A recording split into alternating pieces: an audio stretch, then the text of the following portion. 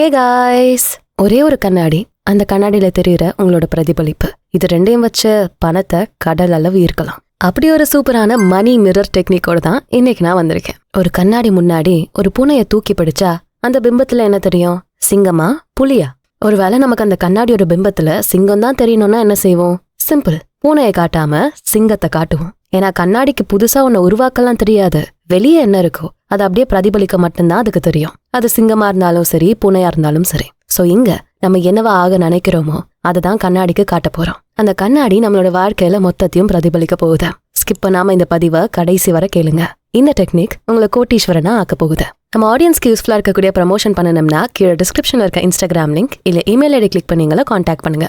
கஷ்டப்பட்டு உழைச்சாதான் நிறைய சம்பாதிக்க முடியும். எனக்கு நல்ல வேலை கிடைச்சிட்டா இல்ல லாட்டரி அடிச்சிட்டா நான் பணக்காரன் ஆயிடுவேன். இப்படிதான் இங்க பல பேருக்கு பணத்து மேல இருக்க தாட்ஸ் இருக்கு.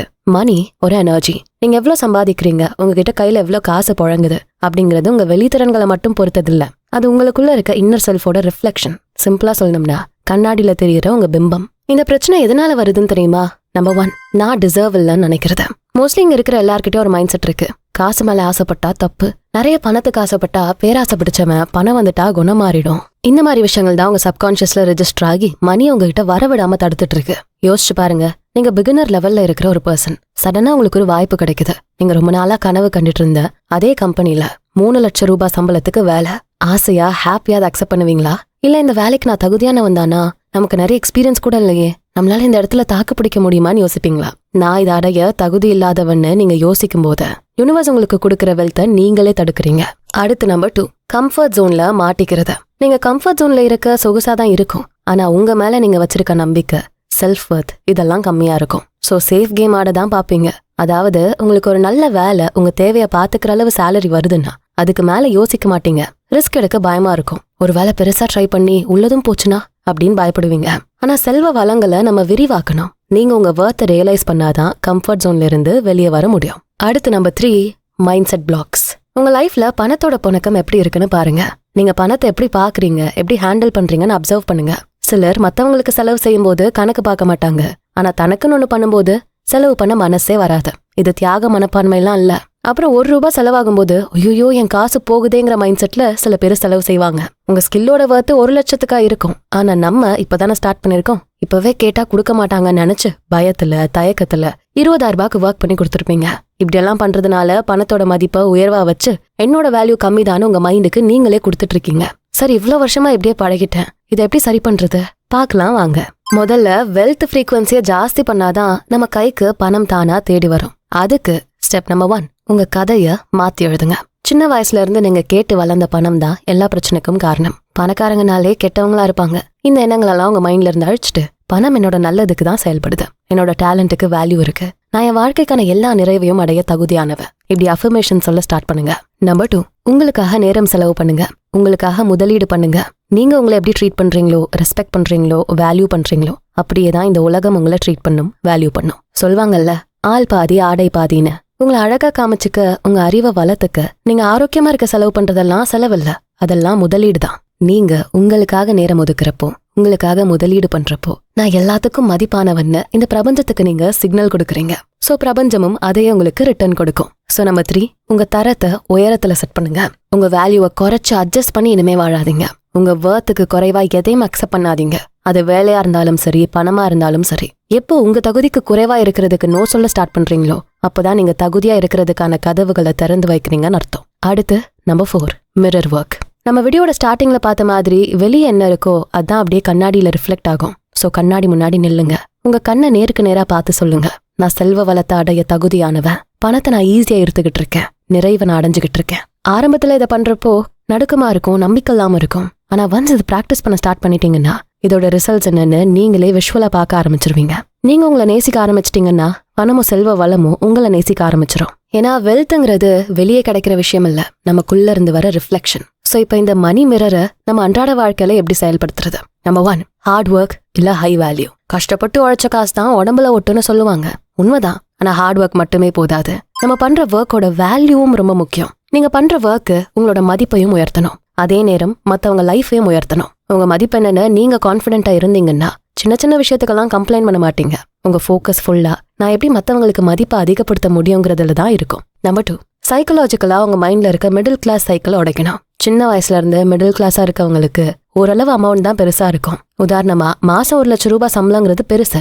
அப்படி கிடைச்சிட்டா நம்ம பெரிய ஆளா ஆயிடலாம் அப்படிங்கிற நம்பிக்கை இருக்கும். ஆனா வெல்த்ங்கிறது நம்மளோட குறுகிய எண்ணங்களுக்கெல்லாம் அப்பாற்பட்டது. 1 லட்சம் ரூபாய் வேணும்னு எய்ம் பண்றதும் இங்க உள்ள மனுஷங்க தான். 1 கோடி வேணும்னு எய்ம் பண்றது இங்க இருக்க மனுஷங்க தான். 1 கோடி ரூபாய் எய்ம் வச்சு இந்த உலகத்துல இருக்க ஏதோ ஒரு மனுஷனால அடைய முடியும்னா இங்க இருக்கிற ஒவ்வொரு மனுஷனாலையும் அது முடியும். அடுத்து நம்பர் 3, உங்க வேல்யூ என்னன்னு நீங்க தான் டிசைட் பண்ணணும். நான் ஃப்ரெஷர் தான், எடுத்த உடனே 1 லட்சம் ரூபாய் சேலரிலாம் எப்படி எதிர்பார்க்கறது?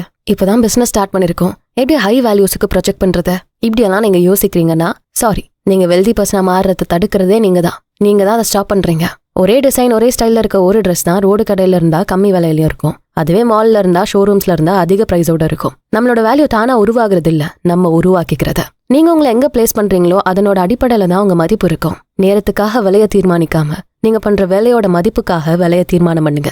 உதாரணமா, நான் ஒரு நாள் தான் வேலை பார்த்திருக்கேன், அதுக்கு எப்படி 5000 6000 சார்ஜ் பண்றதுன்னு யோசிக்க கூடாது. உங்க உழைப்புக்கு உங்க வேலையோட மதிப்புக்கு ஏத்த விலை 1 மணி நேரத்துக்கு 10,000 நாளும் நீங்க சார்ஜ் பண்ணி தான் ஆகணும். உங்க கண்ணாடி முன்னாடி நின்று நீங்க செய்யற வேலைக்கு நீங்க எக்ஸ்பெக்ட் பண்ற அமௌண்ட்டை சொல்லி பாருங்க. தடுமாறாம தயங்காம சொல்ல முடியுதா? அப்பதான் நீங்க ரிசீவ் பண்ண ரெடியா இருக்கீங்கன்னு அர்த்தம். அடுத்து நம்பர் 4, உங்களை சுத்தி என்ன இருக்கணும்னு ரொம்ப புத்திசாலித்தனமா தேர்வு செய்யணும். நீங்க எந்த 5 பேரோட அதிகமா டைம் ஸ்பெண்ட் பண்றீங்களோ அவங்களோட குணங்களோட ஒருங்கிணைப்பா தான் நீங்க இருப்பீங்க. இது ஒரு சைக்கலாஜிக்கல் ஃபேக்ட். ஸோ புத்திசாலி மக்களோட பிசினஸ் மைண்ட் செட் இருக்க மக்கள் கூட கான்டாக்ட் வச்சுக்கோங்க, பேசுங்க. அவங்க எப்படிப்பட்ட பிசினஸ் ஐடியாஸ்லாம் வச்சிருக்காங்க, வெல்த்ல எப்படி இன்வெஸ்ட் பண்றாங்கன்னு கவனிச்சு பாருங்க. பிராட் மைண்டடா சிந்திக்கிறவங்க கூட நேரத்தை செலவு பண்ணுங்க.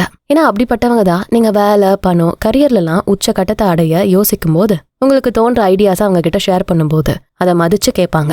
நீ இப்படி கூட பண்ணலாமேன்னு சஜஷன்ஸ் கொடுப்பாங்க, உதவி பண்ணுவாங்க, சப்போர்ட்டிவா இருப்பாங்க. இதே குறுகின மைண்ட் செட் உள்ள பர்சன், அது உங்களுக்கு நெருக்கமா இருக்கவங்களா இருந்தாலும் சரி, உங்க ஐடியாக்களை ஷேர் பண்ணி பாருங்க. வந்துட்டான் இருக்கிறத விட்டு பறக்கிறதுக்கு ஆசைப்பட்டுக்கிட்டு அப்படின்னு கலாய்ப்பாங்க. அவங்க தெரிஞ்சு பண்றாங்களோ தெரியாம பண்றாங்களோ அது உங்களை டிமோட்டிவேட் தான் பண்ணும். அடுத்து number 5, act as if technique. Law of அட்ராக்ஷன்ல இந்த ஆக்ட் ஆஸ் இஃப் டெக்னிக் நம்ம ஃபாலோ பண்ண வேண்டிய ஒரு முக்கியமான ஐடியா.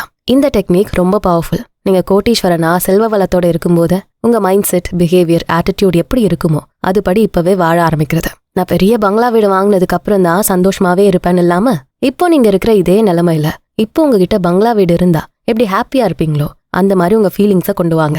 உங்க வீட்டோட இன்டீரியர்ஸ் மாத்துறது, வீட்டு பொருட்களை சின்ன சின்னதா வாங்குறது, இதெல்லாம் பெரிய பங்களா வீடுகளுக்கு சிமிலரா மேட்ச் பண்றது மூலமா இந்த ஃபீலை கொண்டு வரலாம். உதாரணமா, உங்க பர்ஸ்ல காசை கசக்கி வச்சுக்காம நீட்டா அரேஞ்ச் பண்ணி வைங்க. பணத்தை பெருசா பார்க்காம மரியாதையா பாருங்க. இங்க எல்லாமே எனர்ஜி ஃபார்மேஷன் தான். மணிக்கு பாசிட்டிவ் எனர்ஜி நீங்க கொடுக்கும்போது நிறைய பாசிட்டிவ் எனர்ஜியோட அது திரும்ப வரும். உங்க பர்ஸ்ல எக்ஸ்ட்ரா இடம் வைங்க. நிறைய பணம் வரும்போது அதை வைக்கிறதுக்கு இடம் வேணும்ல. நம்ம இந்த உலகத்துக்கு வரும்போது வெறும் கையோட தான் வந்தோம். ஆனா இப்ப இங்க எல்லா ஃபெசிலிட்டிஸோட நல்லா தானே இருக்கும். ஸோ உங்ககிட்ட ஆல்ரெடி இருக்கிறதுக்கு மைண்ட்ஃபுல்லா நன்றி செலுத்துங்க. எவ்வளவு அளவுக்கு நீங்க ஒரு விஷயத்துக்கு நன்றியோட இருக்கீங்களோ அது அப்படியே டபுளா உங்க கிட்ட திரும்ப வரும். அடுத்து நம்பர் 6, செல்வ வளத்தை ஈர்க்கிறது. ஒரு விஷயத்தை உருவாக்குறது வெறும் ஒரு பகுதி தான், ஆனா அதை மெயின்டைன் பண்றது தான் இங்க பெரிய விஷயமே. உங்ககிட்ட காசு வந்த உடனே ஷோ ஆஃப் பண்ண ட்ரை பண்ணாதீங்க. அது மறைமுகமா இருக்க உங்க பயத்தை தான் வெளிப்படுத்தும். முதல் 20% உங்க எதிர்கால செல்வ வளத்துக்கு இன்வெஸ்ட் பண்ணுங்க. ஸ்டாக்ஸ், சில்வர் நகைங்க, தங்க நகைங்க, மியூச்சுவல் ஃபண்ட்ஸ், இப்படி எதுவா வேணாலும் அது இருக்கலாம். உங்ககிட்ட வந்துட்டு இருக்க காசுல கொஞ்சம் காசை தானம் பண்ணுங்க. ஏன்னா என் ஃபேமிலியை பாத்துக்கிறதையும் தாண்டி மத்தவங்க தேவையை நிறைவேற்றுற அளவு என்கிட்ட மணி இருக்குன்னு இது உங்க ஆழ் மனசுல ரெஜிஸ்டர் ஆகும். ஆழ் மனசுல பதிஞ்ச இந்த நம்பிக்கை உங்களுக்கு நிறைய செல்வ வளத்தை ஈர்த்துக்கிட்டே வரும். அடுத்து நம்பர் 7, வாழ்க்கையில இழப்பு வரலாம், பிசினஸ்ல தோத்து போகலாம். இங்கதான் உங்க மேல நீங்க வச்சிருக்க நம்பிக்கைக்கு சோதனை வரும். அவ்வளவுதான், எல்லாம் முடிஞ்சது, எனக்கு லக்கே இல்ல, இனி மறுபடியும் எல்லாத்தையும் முதல்ல இருந்து ஆரம்பிக்கணுமா அப்படின்னு சலிப்பா வெறுப்பா யோசிச்சிங்கன்னா உங்க பண கண்ணாடி உடஞ்சிரும். இந்த ஸ்ட்ராட்டஜி ஒர்க் ஆகல, பிளான் ஏ அவுட்.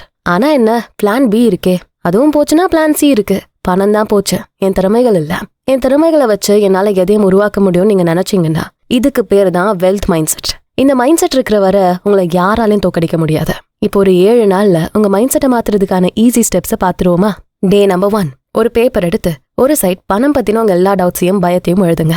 இன்னொரு சைட் இந்த எண்ணங்களை மாத்துறதுக்கான அஃபர்மேஷன்ஸை எழுதுங்க. டே 2, மிரர் டாக். கண்ணாடி முன்னாடி நில்லுங்க. 3 டைம்ஸ் நல்லா ஆழமா மூச்சு இழுத்து விடுங்க. உங்க பாடி ரிலாக்ஸ் ஆகுறத ஃபீல் பண்ணுங்க. இப்போ கண்ணை திறந்து கண்ணாடி முன்னாடி தெரியற உங்ககிட்ட சொல்லுங்க, நான் செல்வ வளத்தை, பணத்தை ஈர்க்கிறதுக்கு தகுதியானவன். பணம் என்கிட்ட ஈஸியா வரும். இப்படி சொல்லுங்க. நீங்க எழுதின அஃபர்மேஷன்ஸ் எல்லாம் ரொம்ப நம்பிக்கையா கண்ணாடியில தெரியற உங்ககிட்ட சொல்லுங்க. டே நம்பர் 3, கிளீன் பண்ணுங்க. உங்க பேகு, பர்ஸ், உங்க ஒர்க் ஸ்பேஸ் எல்லாத்தையும் கிளீன் பண்ணுங்க. புது திங்ஸ் உள்ள வரதுக்கு கொஞ்சம் இடம் ஒதுக்குங்க. டே 4, நன்றி சொல்லுங்க. உங்ககிட்ட ஆல்ரெடி இருக்க வேல்யூபிளான திங்ஸுக்கு மனசார நன்றி சொல்லுங்க. மினிமம் 10 விஷயத்துக்கு நன்றி சொல்லணும். அதுக்கு மேல சொல்லணும்னாலும் சொல்லிக்கலாம். டே 5, உங்களுக்காக ஒரு மதிப்பு வாய்ந்த பொருளை வாங்குங்க. அது ஒரு கஃபேல போய் காஃபி சாப்பிட்றதா இருக்கலாம், இல்லைன்னா நீங்க ரொம்ப நாள் வாங்கணும்னு ஆசைப்பட்டு பணம் வரட்டோன்னு டிலே பண்ணி வச்சிருந்த ஒரு ட்ரெஸ்ஸா இருக்கலாம். இப்படி உங்களுக்காக ஒண்ணு வாங்குங்க. அடுத்து டே நம்பர் 6, உங்க பணத்தை மனசார மத்தவங்களுக்காக செலவு பண்ணுங்க. பிடிச்சவங்களுக்கு ஏதாச்சும் வாங்கி கொடுங்க, தெரியாதவங்களுக்கு ஏதாச்சும் செய்யுங்க. பணத்தை ஃப்ரீக்வெண்டா நல்ல மைண்ட் செட்ல செலவு செய்யறது மூலமா செல்வ வளம் உங்ககிட்ட அதிகமா இருக்குன்னு உங்க மைண்டுக்கு நீங்க சொல்றீங்க. ஆழ் மனசுல இதை பதியவும் வைக்கிறீங்க. அடுத்து டே 7, உங்க லைஃப்ல இதெல்லாம் எனக்கு செல்வ வளத்தை தருதுன்னு நீங்க எதெல்லாம் நினைக்கிறீங்கன்னு தெளிவா ஒரு நோட்ல எழுதுங்க. நீங்க எழுதுனீங்கனாலே மைண்ட்ல இருக்க தாட்ஸுக்கு ஒரு வடிவம் கிடைக்கும், அதுக்கு ஒரு எனர்ஜி கிரியேட் ஆகும். அது செல்வ வளத்தை உங்ககிட்ட கொண்டு வந்து சேர்க்கறதுக்கு ஒரு அடித்தளமா இருக்கும். இந்த 7 நாட்கள் பிராக்டிக்கல் ஸ்டெப்ஸ் ஆல்ரெடி உங்க மைண்ட்ல கிரியேட் ஆகிருக்கிற இல்லாமை போதாமை அப்படிங்கிற வட்டத்தை உடைக்கணும். நீங்க ரெஸ்பெக்டோட சந்தோஷமா பணத்தை ட்ரீட் பண்ணிட்டே இருந்தீங்கன்னா பணம் உங்ககிட்ட சிரிச்சுக்கிட்டே வரும். பணங்கிறது பெரிய குதிரை கொம்பெல்லாம் இல்ல. அந்த காலத்துலலாம் பணம் ஒன்னும் மரத்துல காய்க்காது, நீ இவ்வளவு செலவு பண்றதுக்கு அப்படின்னு தான் சொல்லுவாங்க. உண்மைதான். ஆனா இப்ப பணங்கிறது வெறும் நம்பர் கேம் ஆயிடுச்சு. அதை ஈஸியா நம்ம ஈர்க்கவும் செய்யலாம். உங்க முகத்துல கருப்பா ஏதோ ஒட்டி இருந்தா அது கண்ணாடியில தொடச்சா போயிடுமா? இல்ல, உங்க முகத்துல தானே தொடக்கணும். அந்த மாதிரிதான் உங்ககிட்ட இருக்க பேங்க் பேலன்ஸ் உங்க உழைப்போட ரிசல்ட் அப்படிங்கறதையும் தாண்டி உங்க செல்ஃப் வர்த்தோட பிரதிபலிப்பதை.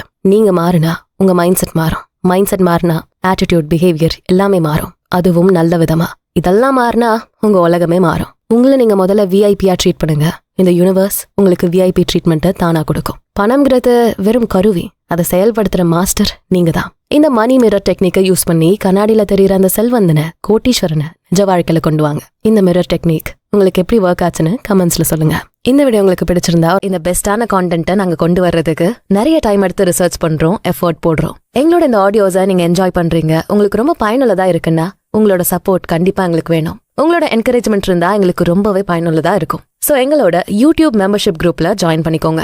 இதனால உங்க சப்போர்ட் கண்டிப்பா எங்களுக்கு இருக்கும். பிளஸ் உங்களுக்கு நாங்க பண்ற கான்டென்ட்ஸ் ரொம்ப பிடிச்சிருக்கணும் எங்களுக்கு புரியும். நாங்களும் இன்னும் சூப்பரான கான்டென்ட்ஸை கொடுக்க ஆரம்பிப்போம். சோ உடனே நம்ம யூடியூப் மெம்பர்ஷிப் குரூப்ல ஜாயின் பண்ணிக்கோங்க. லைக்க போட்டுட்டு உங்க ஃப்ரெண்ட்ஸ் அண்ட் ஃபேமிலிக்கு ஷேர் பண்ணுங்க. நம்ம channels beyond ordinary and body and soul Tamil ரெண்டுத்துக்கும் சப்ஸ்கிரைப் பண்ணிட்டு பெல் ஐக்கானை அழுத்திடுங்க. நான் உங்களை அடுத்த வீடியோல பாக்குறேன். நன்றி.